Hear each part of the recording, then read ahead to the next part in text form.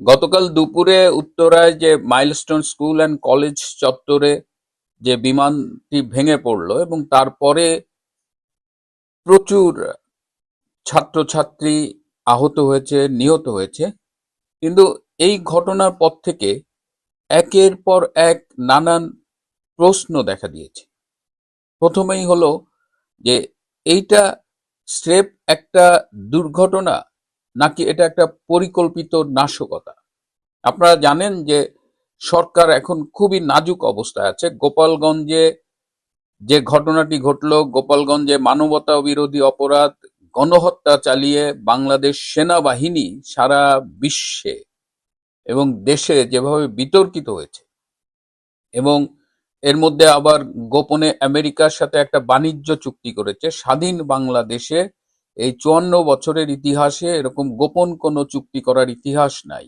অথচ একটা অনির্বাচিত অবৈধ সরকার সে আমেরিকার সাথে একটা গোপন চুক্তি করলো যেটা প্রকাশ্যে বলা যাবে না।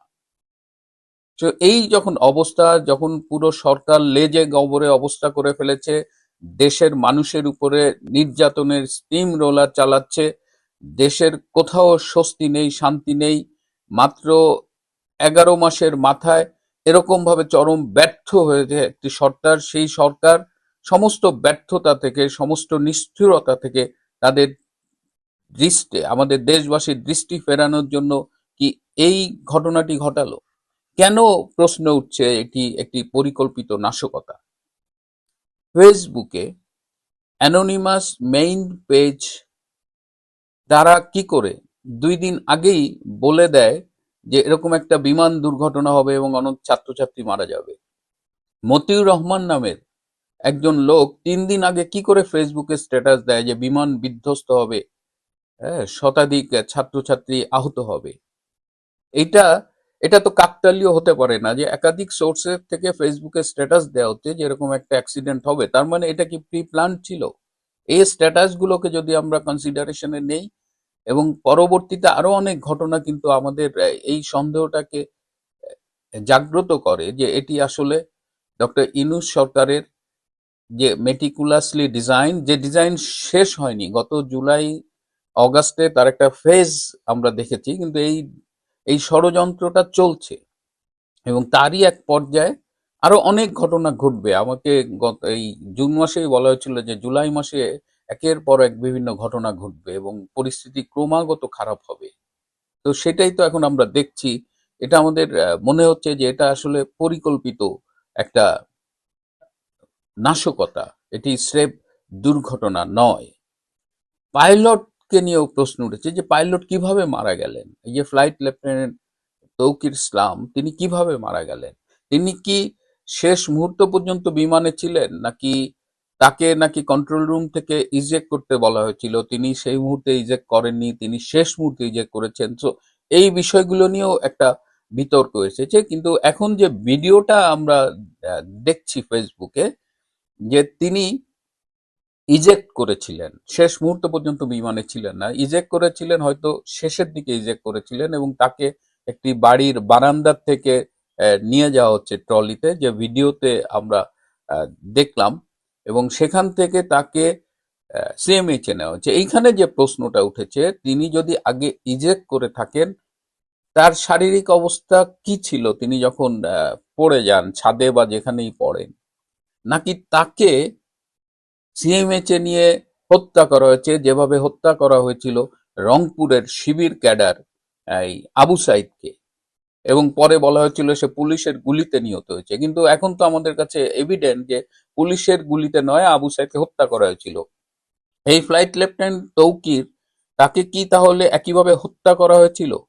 এগুলো প্রশ্ন, এই প্রশ্নগুলো উঠছে, আমাদের এই জবাবগুলো দরকার।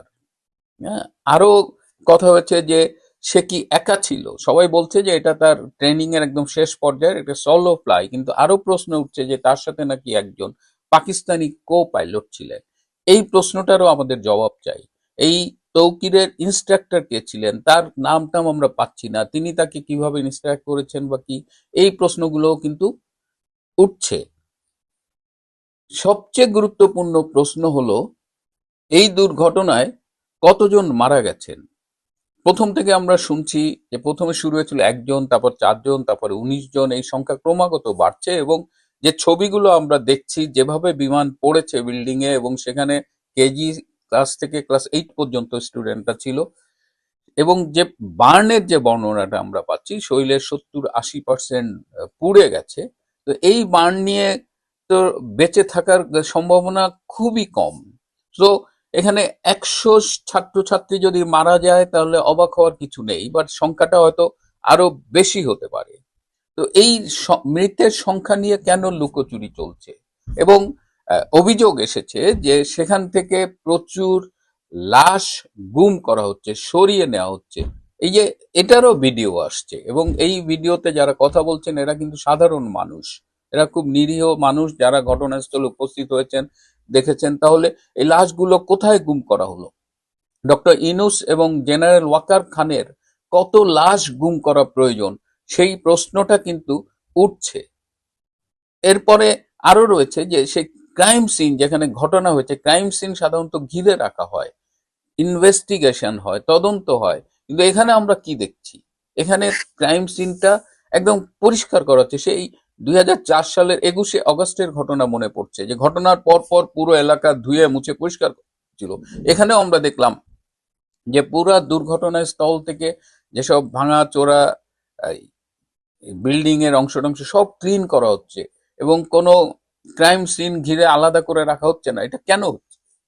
সাংবাদিকরা সেখানে গিয়েছিলেন তথ্য সংগ্রহ করতে, সাংবাদিকদের সেনাবাহিনীর সদস্যরা সেখান থেকে বের করে দিচ্ছে, ধাক্কা দিয়ে বের করে দিচ্ছে, সেই ভিডিওটা পর্যন্ত আমাদের কাছে এসেছে। সো এইটা মানে এতগুলো প্রশ্ন হচ্ছে, এই প্রশ্নের উত্তর তো আমাদের দিতে হবে।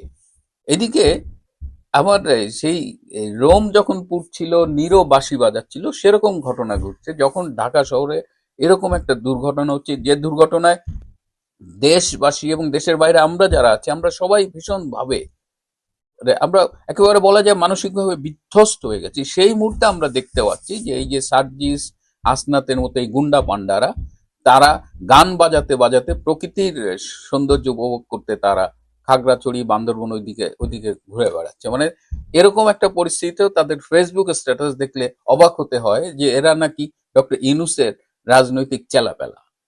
তো এই প্রশ্নগুলোর উত্তর কারা দেবে? এই প্রশ্নগুলো যেহেতু উঠছে, এই প্রশ্নগুলোর আমাদের দরকার। এই F7 বিমান অত্যন্ত পুরনো, এবং এই বিমান এখন কেউ ব্যবহার করে না। এই যুদ্ধ বিমানে প্রশিক্ষণ কাদের দিচ্ছে? এই প্রশিক্ষণ নিয়ে কার বিরুদ্ধে আমরা যুদ্ধ করব? মিয়ানমার, ভারতের সাথে?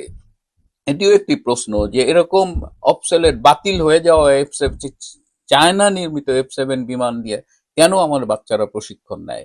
কেন তাদের প্রশিক্ষণ একেবারে জনবহুল ঘনবসতিপূর্ণ এলাকায় হতে হয়? এই জায়গায় যে মাইলস্টোন স্কুল এবং কলেজ করা হয়েছিল, এই কলেজ করার ব্যাপারেও আমাদের প্রধানমন্ত্রী, মাননীয় প্রধানমন্ত্রী শেখ হাসিনা কিন্তু আপত্তি জানিয়েছিলেন। তিনি বলেছিলেন যে এটা একটা কমার্শিয়াল এরিয়া, এখানে কেন স্কুল হবে? এবং তিনি এখানে র্যাবের বড় বেস করতে চেয়েছিলেন। সেখানে তখন এই এই কিছু স্বার্থান্বেষী মহল ছাত্রদের দিয়ে প্রতিবাদ করিয়ে এখানে জোর করে স্কুলটা করা হয়েছে, যে স্কুলটা আসলে এখন প্রমাণিত হলো যে এটা একটা মৃত্যুপুরীতে আলটিমেটলি পরিণত হয়েছে। সো এই অবস্থায় আমরা, আমাদের করণীয় কি আছে? আমি সব অভিভাবকদের অনুরোধ জানাবো যাদের সন্তানরা সেখানে ছিলেন, আপনার সন্তানের খোঁজ কি আপনি পেয়েছেন? সে কি আহত অবস্থায় হাসপাতালে আছে? সে কি সুস্থ অবস্থায় বাড়িতে ফিরেছে? নাকি সে কি মৃত? নাকি তা পাওয়া যাচ্ছে না?